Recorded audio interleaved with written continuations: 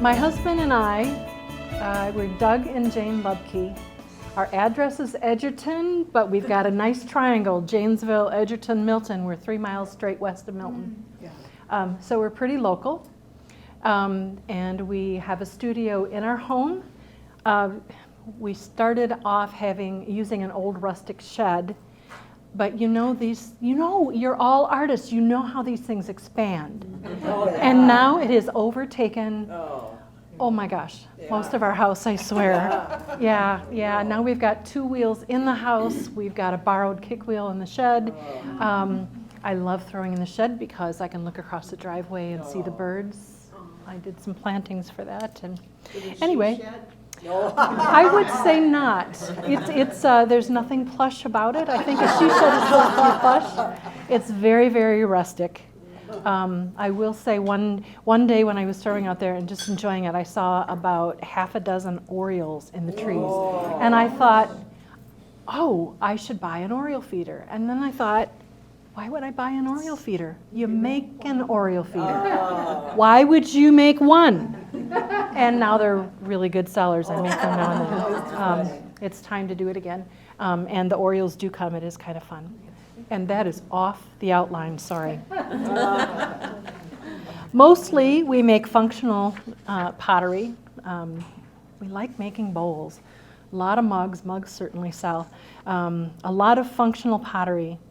And we make some decorative things like the planters, and we're exploring some other garden things, the oriole feeders. I guess that's both functional and decorative. So anyway, we had been talking for years about starting this as a business. I'm going to go backwards, aren't I? Yes, I am. But anyway, we had been talking for a long time about doing this as a business. And I don't know if we were just each waiting for the other one to say now, but we just didn't. And then COVID hit. And we were throwing, and I said, what are we doing? We keep throwing this stuff, but where does it go? It goes nowhere. What would it look like if we had a business? And the more we talked about it, I mean, we physically walked around and looked at the area. What would it be like if we did this? And it was so easy to just figure it out. Here it is, COVID. You have to do things outdoors. You know, we're not wanting to be cooped up inside. We have a long driveway. We could easily be distancing there. Let's just do it. So this was like on a Tuesday. By later that day, I had established, I have a website, I have a domain on GoDaddy. I do not have a developed website, but I figured out, the non-techie me, figured out how to get a website and make it go to Facebook, because Facebook I was more comfortable with, I knew what to do. So all of a sudden we had this business thing going. And we opened up that weekend. And oh, it was so nice because now we had a reason to throw more. And it was neat to see people. You know, you could easily keep your distance. If we were close to anybody, you just put a mask on. It wasn't a big deal. We did the selling in the shed and put up a canopy. Yeah, we ordered we just went to it and had a business. Okay, so that's when it happened, the summer of 2020, when we first started this. We sold a few times, and I learned in a hurry, painfully so, that you really have to have more inventory. So if you're going to do this, you have to throw more, you have to produce more. But anyway, the interest in ceramics started when I was in college at UW-Whitewater in my 40s, non-traditional student studying music. And for my degree, well, I've got my degree. I've got a Bachelor of Music, primarily in piano, so I'm upstairs fairly often during the year. With my own students. I teach 4 nights a week. Anyway, I decided in my 40s it was time to go to school and learn what I'd been doing anyway. I'd already been teaching, but I needed so much more. Anyway, that's immaterial, isn't it? But I was there. I needed a minor, so I was going to get my English minor. Well, I had to take an art class as an elective, and oh my gosh, was I hooked. Yeah. How can I take more art classes? Well, you got to declare it as a minor. Well, I already declared English as my minor. I know how to read. I switched my minor, and that way I was able to take a ceramics class. I loved all of my art classes. I've got now an art minor. I was absolutely hooked on the ceramics. I loved the tactile nature of it. I was a bread baker. I loved, kneading that dough. So here I got to go knead clay, not to incorporate air, but to get it out. Anyway, I ended up being able to take a couple of art classes. After graduation in 2007, what killed me was the fact that I didn't have any outlet to throw. After a year or two, my husband was able to, he found me a place to throw, and then found me a camp to go to where I could throw more. Anyway, pretty soon I ended up with my own wheel, and pretty soon I said, you really ought to join me in this. The man with really good skills, technical skills, he could mix glazes and understand how the chemical, I knew that he would understand the chemistry of it. I can do the recipe, but I don't understand the chemistry, and he's going to do that much better. Gee, he might repair the kiln, gee this, gee that, and he's an artist naturally, has a great sense of perspective. I knew he would be able to do this. No, can't do it. No, it's terrible. Guess what? He now repairs kilns, mixes glazes, and he does a lot of the throwing. And I love having this business in partnership. Most of the time, we work very well together. Once in a while, poor guy. But anyway, it really is neat. Now this last winter, we moved both wheels into the house. We've got a wood stove, we've got full glass, we can see outdoors. Our kiln, or our wheels face like this. He can watch us sports, I can watch the fire and the snow. So anyway, it works, and it's just really neat to be working together. Okay, so on to processes. Typically, the way that we fire most often is in electric kilns.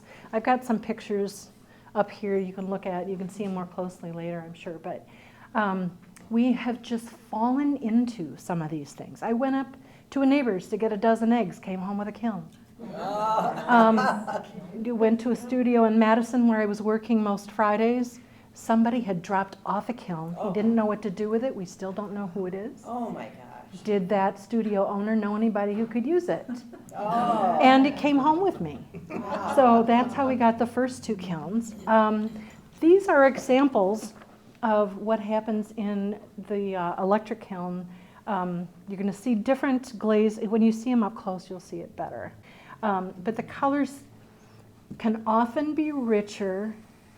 They're easier to, we have a kiln sitter, so it's not programmable. It's not like a computer-operated one. We have to do a little more babysitting than that. That we definitely do. Do you use the cones? We do use the cones, yes. The pyrometric cones, are you all familiar with those at all? No. Well, here's the thing. The way we check the temperature, we try to check it with a pyrometer. But when you're getting up past 2,000 degrees, those pyrometers are not necessarily really accurate. So we have these cones. I did not think to bring a cone. I should have done that. What the cones do is they're calibrated, they're different colored, so you can tell them one from another. And we measure, when we say we're firing to cone 4, let's say, or cone 5, or cone 10, whatever it is, we can actually put cones inside the kilns that will melt at that particular temperature. So, yeah, I can't see without glasses on. For instance, we typically fire our electric kilns at cones 5, 6. So we say 5, 6 because the temperature might not be spot on. I mean, the pyrometer will say 1, and then one temperature, and then the next time we fire it, it'll say a different temperature. But it's somewhere in there. Sometimes it overfires. You know, they're not always perfect. But that's anywhere from 2230 to 2291. That's Fahrenheit, by the way. I'm not going to do any centigrade at the moment. They get pretty hot, but that's only a difference of 60 degrees. Mm-hmm. So somewhere in there, the glazes do pretty well. You But what tells us more is not what the parameter says, it's whether that cone is melted.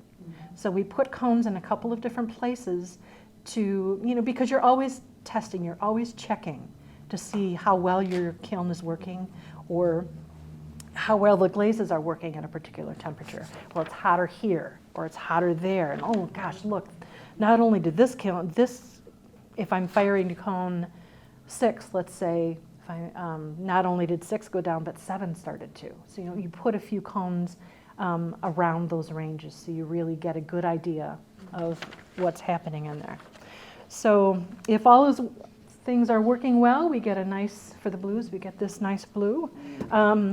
Hopefully things are going to work pretty well. Okay, we have a gas kiln. So speaking of things falling into our laps, my husband and I have gotten involved with the Edgerton Pottery Festival, and they're connected with the Arts Council of Edgerton. And one of the gentlemen in our group is a retired art teacher from Edgerton. He worked there I think he taught for 33, 35 years, and he's very well respected. The new art teacher, and he was a ceramicist. Is it Fred? That is Fred Maves, yes. He was just at our house for a meeting Tuesday night.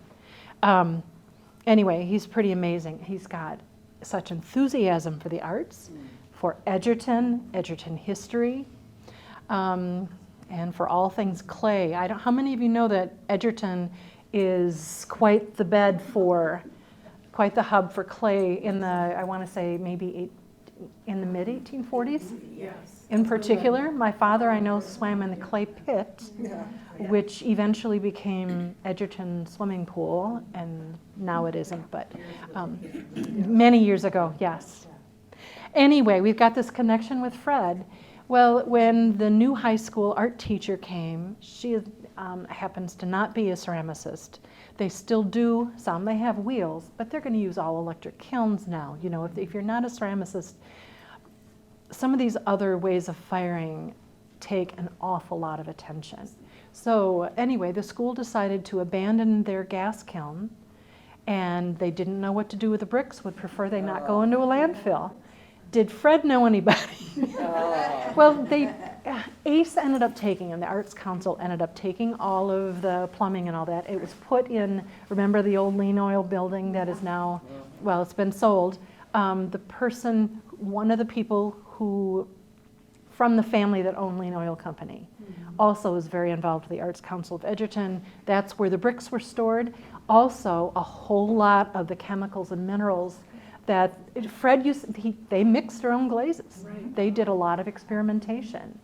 So they gave all of this stuff to ACE to do whatever. So Fred was doing whatever he could to start getting rid of things.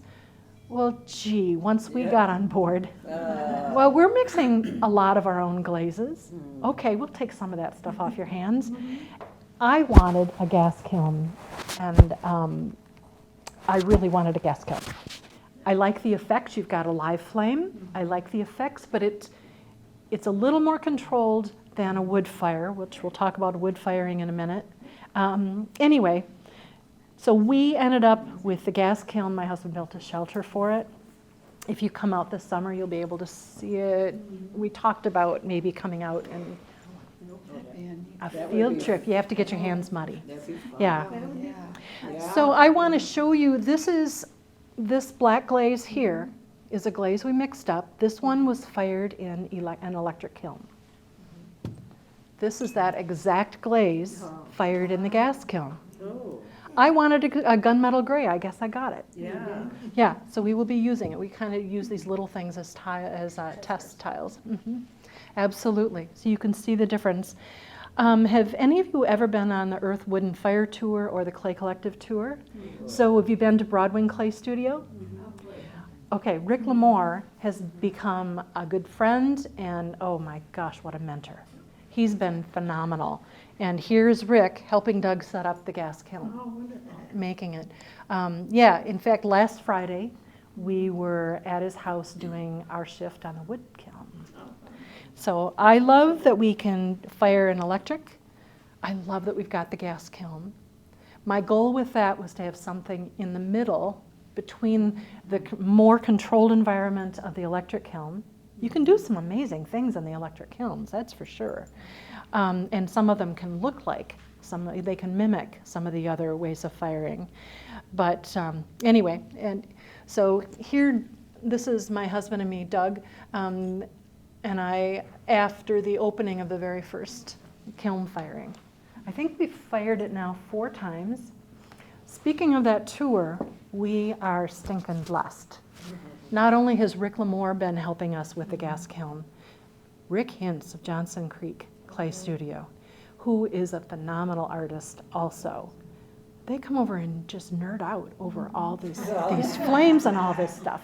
And my gosh, we get to learn from them directly. They just can't help it. They automatically teach and share their information, share their expertise, and I really appreciate that. So the third way that we fire is in a wood kiln, and this is a picture of Doug stoking the kiln. I prefer to just be taking the pictures rather than having him take my picture, you know. So yeah, that is cool. To me, that is a live beast. I'm more comfortable, probably because I've used it so many more times, with stoking the wood fire than manning the gas fire. That one spooks me a bit still, but Rick has told me I'd better learn to do it. So I suppose I will, but Doug would rather I didn't. Anyway, it's a live beast. I mean, you can drop something right in front of the opening at the very front. Put a little piece of paper or tissue or something. You don't even have to put it in the fire because it sucks it in. When Doug and I get there, it's well over 2,000 degrees. Well, the parameter says it's usually around 1,900 or so, but it's probably a couple hundred degrees off. So we're watching the cones. You look inside. Rick makes a lot of face jugs. He makes those sometimes for totem poles. You know, you buy it. Anyway, make these totems. So he puts those in the first chamber, and when you look in that first chamber, when it gets to be hot enough, everything is glowing white and orange. They look real weird. But it is just a really cool experience. You come home absolutely filthy, so hot and sweaty. Yeah, but it is so cool. Another benefit to doing that is, if you are familiar with the history of clay and of pottery in Cambridge, Rick works for Rowe. But anyway, other people in that area, Mark Skudlarek, have you seen his giant pots? Michael Shale is also in that area and makes amazing things. They have nothing to do sometimes, and they come over and they talk. And other potters from Rowe have come over, and they've just, you know, you get to hear the conversation sometimes between them and someone else. They can't help it. They're always talking pottery and clay, and Doug and I just absorb it, really absorb it, and it's a cool process. So something cool about I should pass some things around, shouldn't I? Something cool about the wood fire is, like I said, the live flame, and this can happen in the gas kiln too, but it really happens in the wood. It's called flashing.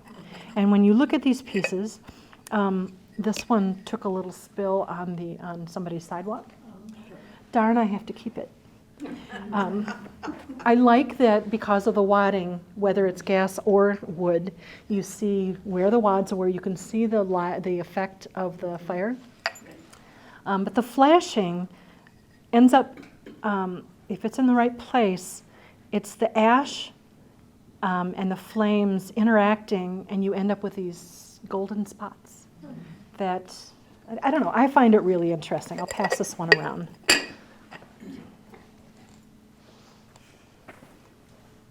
These two were also done in the wood fire, and I'll talk about this technique in a little bit, but you can see how the coloration has changed depending on where it is in the fire. So, same with this one.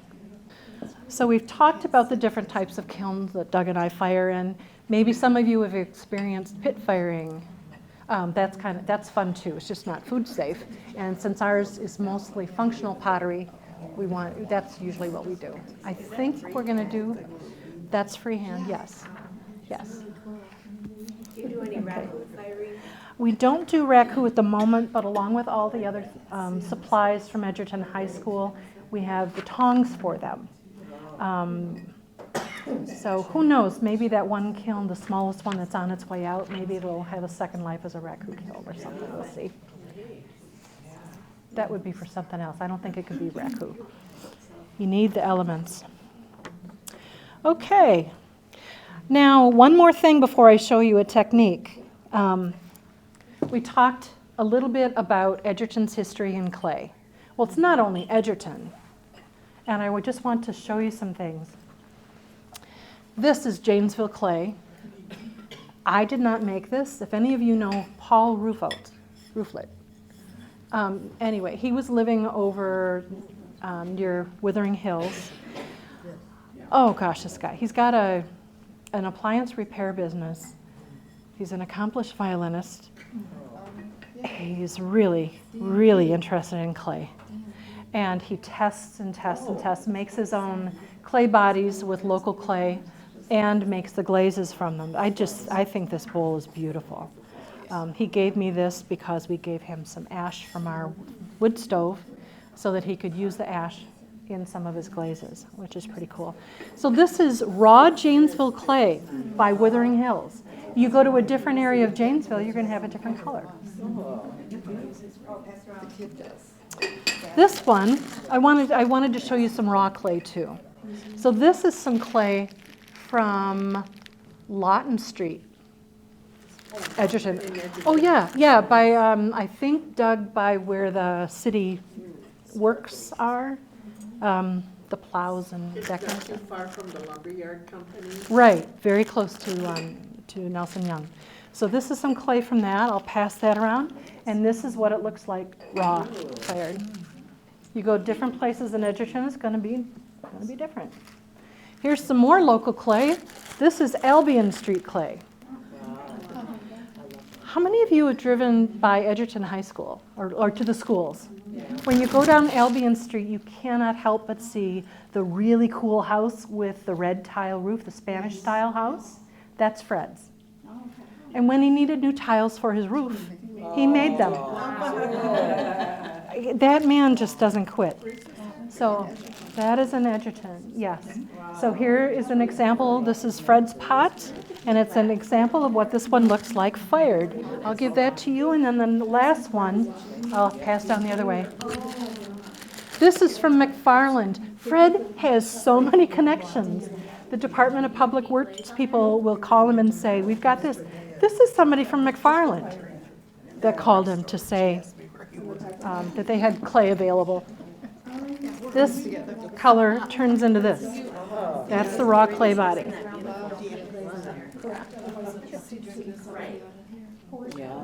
Coffee or wine or anything. That's my favorite wine cup. That's gorgeous. Yeah.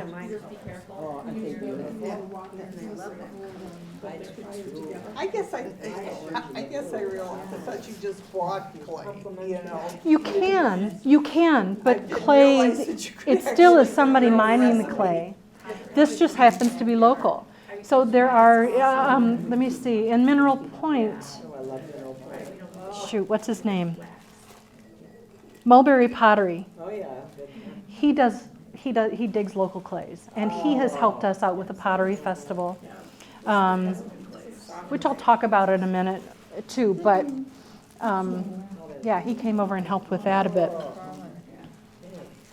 Are you ready to learn about a technique? Yes.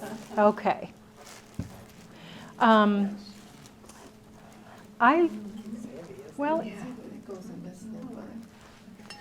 enjoy doing this.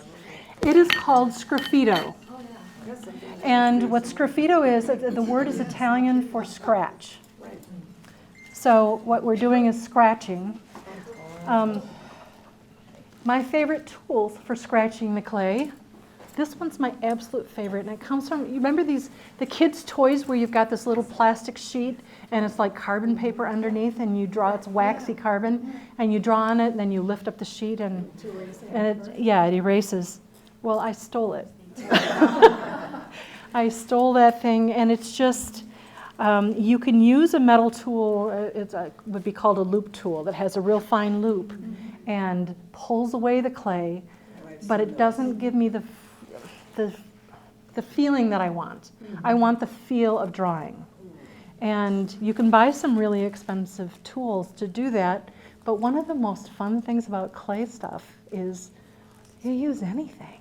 I'm sure you do that with your art stuff too, but anyway, this is my favorite from a kid's tool, a kid's toy. And then this rubber tooled thing is similar to it, as long as it is stiff enough. I like the feel of drawing. So my drawings are usually, well, they're always freehand, which means they take a lot of time, but anyway, you can pass them around. It's mostly just doodling. Once in a while, here you can just pass them around. Once in a while, I'll put something in them that is more representative. Not realistic, just representative of something. Maybe, I don't know, you can decide what it is.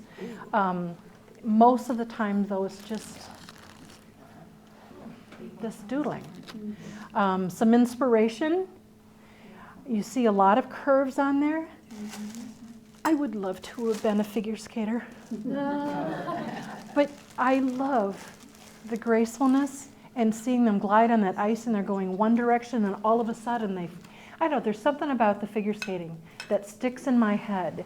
So I usually start out with something that is in my head. Here I am, going here, going there. It would be a very bad idea for me to ever get on skates again, but anyway, I have a couple of things. That and the music stuff, I guess they kind of stick in my head in one way or another. So maybe I'm listening to a particular piece of music and, you know, you just kind of go with the flow, whatever it is. But I really enjoy doing it. My husband does some sgraffito too, but his is more pattern making. I'm really envious because they're always so consistent. He's always so consistent. I'm all over the place, kind of like that. Yeah. So the flower pots, this one will not be sold because darn, I've got to keep it. It's one of the only pieces of mine that I'm keeping. I go for my husband's stuff. I love making. I don't generally keep my stuff. But this one I will. And it's very heavy, but I think flower pots need to be. Yeah. So if you handle that, that's why. So what I do is, I'm working backwards. That's finished, obviously. This is in the bisque state. So what I will do is paint on a black gloss. I found that other colors just don't have the energy, the detail. I think I have used a white clay and put a clear glaze over that, and then you can see very gently, you can see where I've carved in, and that is actually kind of pretty. I like that. But in general, I go with black, just black. So I'll paint it on. When I've done a free-form edge like this, it takes a very long time to glaze, a very long time. When I just do something straight, that doesn't take as long, you know. It doesn't take as long to do the glazing portion and to clean up. But anyway, I'll paint on a good coat of a black glaze and then go outside with a scrubby or two and start at it. And what that does, some people will do it with a damp sponge, but I'm afraid of brushing away too much of the glaze. I want some on so it leaves the sheen. I want that sheen. So yeah, put on a mask and go outside and start doing that. It is a little time consuming, but yeah, in fact, I enjoy so much doing the sgraffito. And when I'm outside scraping it all off, I'm really mad at myself. Why do you do this? It takes so long. It's so tedious. But then I do it again. Yeah, I really do. And it's pretty well received. So here is a damp piece of clay. This will become a mug. I think I'll just take my favorite tool. I'm just going to do this over plastic. As long as it's over plastic, it won't be too messy. Making messes is one of my favorite parts about clay, though. Yeah, so I just take a damp piece of clay. This is what we would call close to leather hard. You all know what leather feels like. So it's something like that, but it's not too mushy where it's just going to get all squished. And I just decide where I want to do it, what I want to do.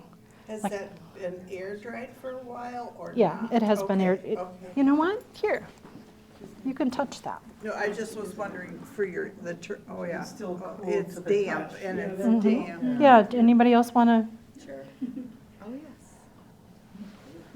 You can, you know what? Oh, Pass it it is, around. it is. You can get a sense for how it is. Yeah, it's like leather stains. Yeah. Is that what you call greenware? Yes. That is greenware. This one has been fired once, so that's bisque. Been bisque fired. Yeah.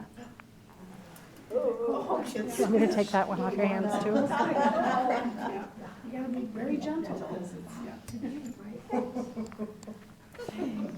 Yeah, I'm not touching it. This is one of my husband's mugs. See why I go for his stuff? I like that. By the time mine's done, I'm usually sick of it. Of my own stuff, anyway.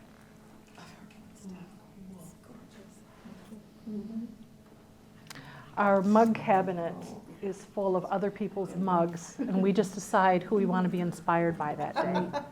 I love it. I really enjoy that. So when you make that, like that, you use a This wheel? one was done on the wheel, yeah. Yeah, So- most of my stuff is. I do very little hand building. So I might have it, or anybody might have it going this way or that way. How do you keep it? You learn. You get the feel for it? And if you can't accomplish it, you either do something really strange with it. You know, you end up, as a beginner thrower, you end up with a lot of spoon rests and pitchers. Because you've got this round thing and then, oop, oh, I guess it's a pitcher. Yeah. Yeah. So I mentioned some inspiration, like with music or with the figure skating. That thing has stuck in my head.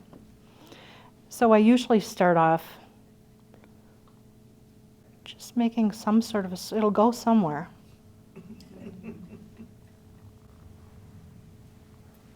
Yeah, I just carve into it and take off. Do whatever, but that's all there is to it. I'm just carving. I don't know that I need to do a whole lot of that right now. I just, there's more inspiration here too. I should mention this. My older sister, 4 years older than I am, when she was a teenager, I would not have been quite so much. She was an art student. She took art in high school and stuff. She was very, very good at it. And she used to, this would have been in the 70s, she used to maybe write a boyfriend's name and draw a couple pictures. And then she would do all these lines, doodle around, follow everything, and they would look so cool. Guess what? She doesn't believe me yet that she inspired me, but she really did. Her drawings really inspired me. They come in very handy with this kind of stuff. Anyway, so that's what I do, and when it's completely dry, then I go outside and with a scrubby again and sand it all off to smooth the edges you don't want. Anything you're going to pick up, you really don't want to have rough edges. Even visually, I don't want to have the rough edges. So that is called sgraffito. So the only time you fire it is once you put color on it then? Or? No, Okay. we fire twice. Most Okay. potters fire twice. Most of us. And this doesn't have to be any certain dryness? Oh, it has to be completely. If Oh, you, okay. yes, if you don't have the I'm clay. just asking stupid questions, I don't know. Well, any moisture that's going to be trapped in here when you're getting around those temperatures, if it is not bone dry, absolutely bone dry, it explodes, which means you ruin not only your work, but you ruin other people's work. I've seen that happen plenty of times. You can tell when it's ready because you noticed how it felt cool to the touch? When it's bone dry, it won't feel that way. If it's cold outside, if the air is cold around it, but that's a different kind of coolness. So then there's not too much drying time then? It depends on the humidity. Oh, okay. Some of those summer days, it can go a long time without Okay. drying. So that kind of thing. So I'm so concerned about that part of it that often we'll leave things on the lowest temperature in the kiln. Extra long, maybe a couple of hours, maybe longer if I'm just really not confident in the dryness. Can you set it in an oven at a real low temperature? Well, you wouldn't want to smell it, you don't want Oh, that's okay. probably not a good thing. But we'll sometimes set it in the sun, sometimes, if it's not drying evenly, then you can end up with cracks, and you don't want that either. So you want it to dry, we're always messing around with these things. In fact, even this one, yesterday, the top of the cup was getting pretty dry, and the bottom was too wet to carve. So I just put it upside down and put plastic around the rim and left it open. We've got a wood stove that comes in very handy if we want something to dry a little quicker, put things closer to it, or even on top sometimes. Really, don't tell Rick that. Yeah, so you kind of have to play with that kind of stuff. You have to have it bone dry. And I've heard and read of people, they've had a piece drying for weeks or even months and it still blew up. What happened? And Rick has taught us it's moisture. There's moisture there somewhere. There's chemical water, whatever. Well, you think you've got something bone dry, but if it's in a humid environment, it's reabsorbing some moisture. So that's why I'm really picky about how long it's on low. I want to make sure it's slowly, I don't bring it up above the boiling point until I'm really confident. And then you crank it. Well, No? we put it on medium, whatever, it depends. It depends. Well, air bubbles too, somebody said that you have to squeeze out all the air bubbles. You do have to squeeze out all the air bubbles, but it really is the moisture that, there's more moisture than you think in those things. So anyway, that is what we do. So many, to get what you're working on, Mhm. how long would you say, how many hours do you think you'll have in until you have a finished product? Depends on how much I decide to do. These, the larger the project, the more time Okay. it takes. Yeah. Especially if I have an outline, if I have a cutoff point, I'm only going to go this far. It seems to take less time. This just does, it takes a long time. And then when I'm glazing it, anything that's got a dot, what happens with paint or something like that, it's not going to go in the hole necessarily. So I take a brush, tiny brush, and do a lot of this. So that kind of thing takes a long time. The sgraffito itself, it depends on the size. Those little cups didn't take that long. The glazing of that part takes longer. And then putting on this glaze takes longer too, unless I put wax on the sgraffito part, and then if I'm dipping a pot or something, that doesn't take as long. But hours and hours went into that. That's why I don't like seeing that break in it. But that happens, it just becomes mine. Or I've got friends who garden who are really happy when I just say, there's this little flaw in this, I don't know what to do with it. Off it goes. Yeah.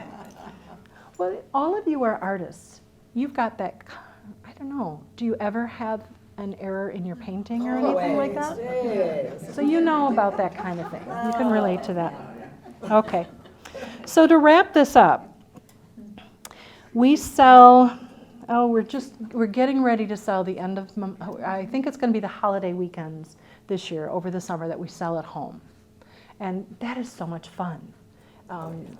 It's a lot of work to get it ready, but family comes, friends come, and I don't get out that much. It's pretty nice to have them there and to just have them stay for the afternoon or whatever. Anyway, that's a nice thing. We also do a few art shows at the Tallman House. We've started doing that. We've done it twice now. I love that one. I love how that place is run. Yes, and it is run so well. That's where I met you. Yeah. Yes. Yeah, I really like that one in particular. So we have a few pieces in the gift shop. There needs to be more in there. It's just our own fault. Mostly mine. Doug is better at getting at stuff. I seem to stay upstairs and discover that something needs to be cleaned. Whatever. I am in the process. That just means it's on my brain. It's on my schedule to get a website actually created that doesn't link to Facebook. I mean, that maybe has a link to Facebook. But now, if you go to the website, it immediately goes to Facebook. There's no content on the website. So I need to develop that. There are plenty of people who don't use Facebook anymore. I certainly have cut down on it. But we're there. We're on Facebook. I mentioned this clay festival that Edgerton has in conjunction with Tobacco Heritage Days. This year is looking to be really, should be pretty nice. We've got more educational thing happening. Fred Maves will be Dr. Claymore. And he's got somebody else, Poppendick is the last name, who's going to be Professor Wayback. He's going to give the history, more of the history of Edgerton and clay and surrounding things. So we'll be at Racetrack Park July 15th, and there are vendors. We will be vending there too. But the main thing is if you want to get your hands wet, muddy, or do a clay stomp, get your feet muddy. There will be a clay stomp. There's hands-on throwing. You have to sign up for a spot, and you're only going to get 25 minutes at a wheel, so we got 5 minutes in between. But somebody will help you if you need it. Yeah, it's really quite the event, and I think it's going to be extra good this year. You should try it. You should definitely come and try it. Yes. Are there any other questions? You've been so good about asking. Yes. I have 2 questions. Can you buy that clay that's the local clay? You have to buy a shovel. You have to harvest it yourself? Okay. You do, and I'll tell you what, if you want to look at the process, Oh, okay. you think, I've been telling you about that this does, it's just, is that it's a lot of work. No, that is not. But I was talking about how some of our artistic processes can be kind of tedious for a beautiful result, but they can be that way. This is from Fred Maves, and it shows the process. Talk about tedious, because you're digging up this clay. It's got to dry completely so that then it gets sieved and sieved and sieved and sieved. And then we've got to add something to it to make it more elastic. Plastic stuff? Yeah, like a bee clay or something. How do you stir it together then? There's no machine. There is actually a machine at, I think it's the City Garage in Edgerton, down Lawton Street. We have a solder mixer. It's huge. Like, imagine a bakery with those huge mixers. Okay. And then it gets pugged. Doug and I recycle all of our clay, and we wedge it by hand. We get in there by hand. We don't have a pug mill. Thankfully, the clay group does have a pug mill, and it's got an auger or two, and it goes through all that. I'm sorry, I'm getting a little bit tongue-tied here. But when you're digging local clay, it doesn't come up this clean. When this stuff dries, it is so hard, you practically have to use a sledgehammer to break it. So it works better to let it dry completely, and then you slake it. Sieve it, slake it. Sieve it, slake it. You just keep doing that. But this shows some of that process if you want to take a look at that. So what's the recipe? It's clay and then? We usually add, it isn't very often that you dig up a clay and it's ready to use. I mean, aside from getting rid of the stones and the finer stones and the sand and all that stuff, besides that, you can leave in some sand for structure, but it's got to be very, very fine. Aside from that, it's just not usual once it's in that state. Well, you mix water in it to get it to be clay-like, right? I mean, this kind of clay-like, something we can use. But it often tears, so we add some other type of a clay product to it that'll make it more, we call it elastic. It won't tear as easily. So it's like a chemical thing or A different type of clay, and there may be a chemical in there, but maybe there are words in there too. Yeah. I took an anthropology class at the University of Wisconsin, and we had to like do stuff so that we Yeah. could recognize what had been done. And one of them was we mixed clay, I can't remember what we put in it, but I thought it was some like cow poop or Bentonite sometimes. something. There could be that to it. I don't think that Yeah, I thought, well, Fred, this isn't gonna work, so it doesn't matter what we make, Yeah. and it's gonna blow up in the kiln anyway. And it didn't, and I still got the piece, and I love it. It's Good for crazy, you. But we mixed it, and you were like, and the teacher was like, your hands will wash, we have soap, if you wanna be Yeah. an anthropologist, and I'm like, I'm just taking the class, dude. given so many of these wonderful questions that you've been asking, Yeah. I would really encourage you to come to that clay festival. That would be wonderful. Fred will be there, Oh, he and will. he can't quit. He's got so much knowledge about everything clay. It's fascinating. Will you be filming? 15th of July, yeah. Yeah. And will you be filming him, like videotaping him? I mean, it sounds like he's I hope a somebody does. treasure. We should ask you. We should ask about that. I think that'd be great. But he loves sharing all that he knows about Edgerton, about clay, Edgerton and clay, and surrounding areas. Fulton Township, there was a clay factory there, a brick factory. What I love about your sharing is that I have the same kind of passion, but with horses. And the apprenticeship thing, it is critical. I read every book that existed on horses, and for my first year of apprenticing, everything I did was wrong. Every single thing I did for an entire year was wrong. And it was quite the experience. And I just love that you're getting this apprenticeship, this feedback, this input. Yeah. It's just really extraordinary. Speaking of that, our friend and mentor, I better not say his name this time either. He's a professional potter. And I was at his place one day, and he ended up working with me for about an hour and a half. And he's sharing all this information, watching me throw. Yeah. And he said, just keep in mind that there are a million different ways to do this. And so don't let anyone tell you. And as he's talking to me about a million ways to do that and how, one person will tell you to do it one way, one person will tell you to do it another. There are a million different ways to do it. But as he's saying this, his eyes are getting bigger. Yeah. But not that one.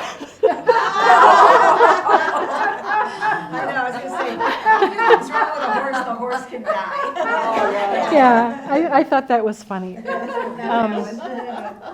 Yeah, I appreciate all the mentors that we have been fortunate to have. I was in college in my 40s. I had a family at home still. I mean, most of them. They were, at one point, 3 of us were in college at the same time. Yeah, just a different stage of life. And I couldn't just go off and do an internship. Some people go to Italy to study, they go wherever to study. So I had to make my own, and the way I did that was to start going on the art tours and start asking questions. And I was nobody. They had no idea who I was. But when I went to Rick and I asked a couple specific questions, he could not help but teach and teach and teach. And oh my gosh, I don't want to let him down. I want to show him that we can do a good job.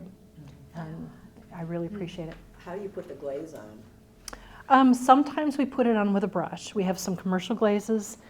There's a difference between brush-on glazes and glazes that you dip. We have 5-gallon pails full of glazes that we've mixed together, and we dip them. So this one, I probably will. I'll probably plug the holes, and I should get off that subject because I'm just not going to end. But we can dip a lot of the pieces. Use special tongs sometimes, or just your fingers or whatever we need to do, and dip them. Otherwise, yeah, the commercial brush-on glazes. They're formulated just a little bit differently. I think if you dip them, they need to be thinner, and maybe they put something else, another chemical in them or something. I don't know. We've got quite a variety of brushes.